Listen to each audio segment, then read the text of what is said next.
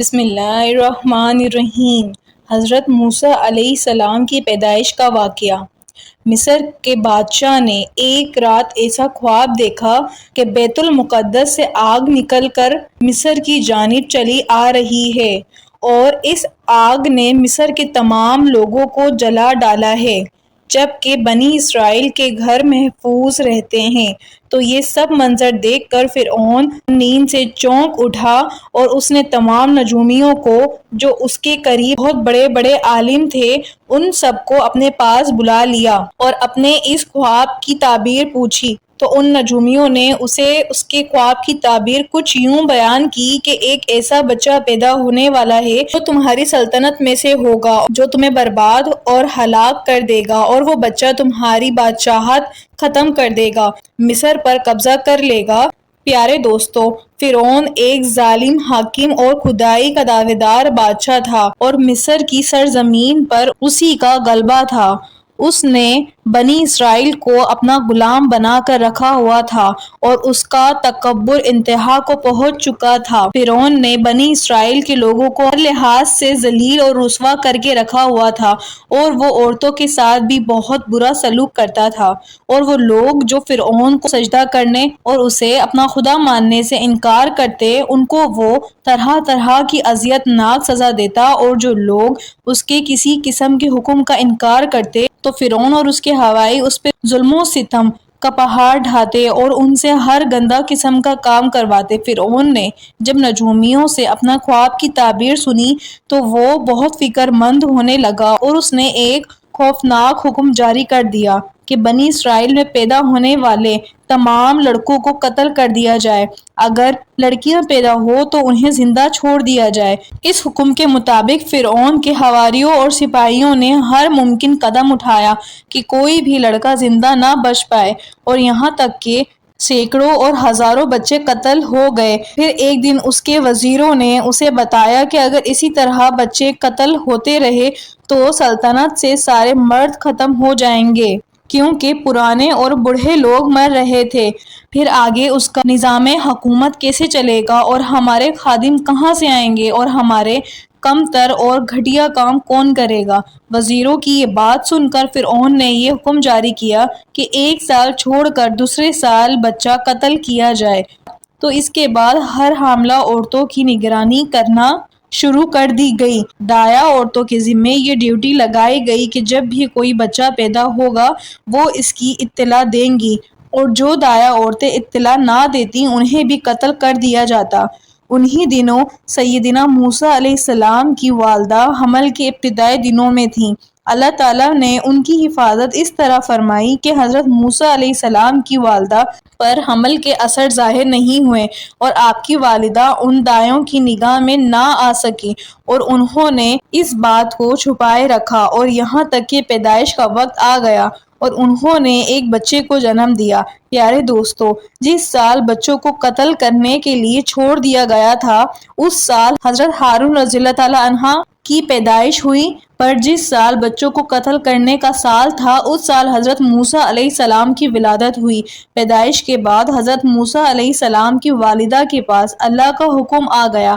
یہ وہ وحی نہیں تھی جو پیغمبروں پر آتی تھی، بلکہ اللہ تعالیٰ نے خواب میں فرشتے کے ذریعے ان کے دل میں الہام ڈال دیا کہ حضرت موسیٰ علیہ السلام کو دودھ پلاؤ، اور اگر ہمسایوں کو پتہ چل جائے اور وہ فرعون کو شکایت کرے اور بچے کے قتل ہو جانے کا خطرہ ہو تو بے فکر ہو کر اپنے بچے کو دریائے نیل میں ڈال دینا اور اس کی جدائی کا غم نہ کرنا، ہم تمہاری طرف تمہارا بیٹا لوٹا دیں گے۔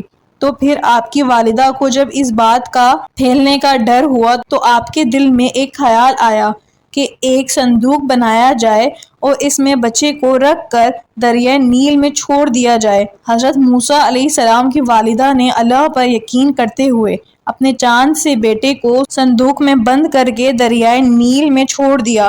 حضرت موسیٰ علیہ السلام کی ایک بڑی بہن بھی تھی۔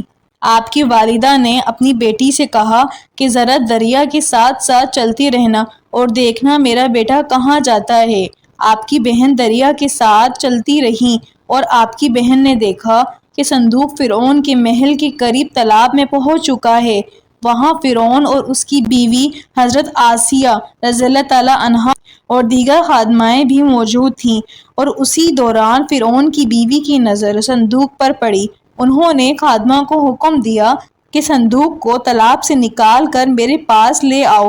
جب صندوق کھولا گیا تو اس میں ایک حسین نورانی چہرے والا صحت مند بچہ لیٹا ہوا تھا۔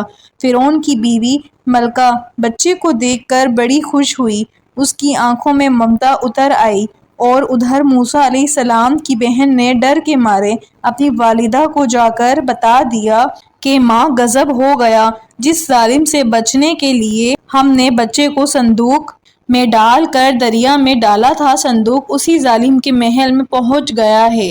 مگر حضرت موسیٰ علیہ السلام کی والدہ کو اللہ تعالیٰ کی ذات پر پورا بھروسہ تھا کہ رب نے فرمایا تھا کہ یہ بچہ واپس لوٹے گا، اور دوسری طرف ملکہ نے بچے کو شفقت اور محبت سے گود میں لے لیا۔